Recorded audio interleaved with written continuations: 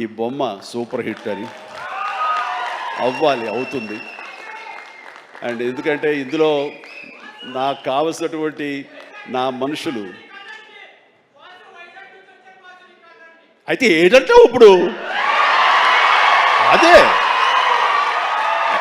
అది కాదురా, నువ్వు వచ్చావు వైజాగ్ నుంచి, సంతోషమే. మరి బొమ్మను నువ్వు వైజాగ్లో ఆడించాలి. అది అదే అలా బలవాడే. మన హీరోది కూడా అదే ఊరే. కూర్చోరా కాసేపు.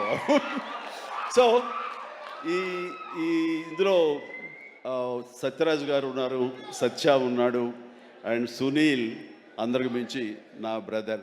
అండ్ కన్నడ నుంచి వచ్చినటువంటి ఒక అద్భుతమైన యాక్టర్ ధనుంజయ.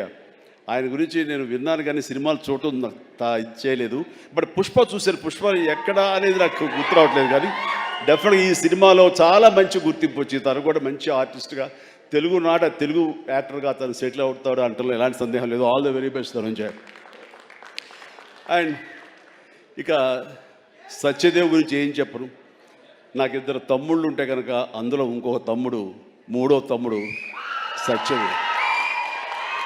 అంతటి ప్రేమని తను చూపించే ప్రేమలో ఎక్కడ కల్మషం ఉండదు. ప్రేమ అందులో నిజాయితీ ఉంటుంది, నిజమైన ఎమోషన్ ఉంటుంది.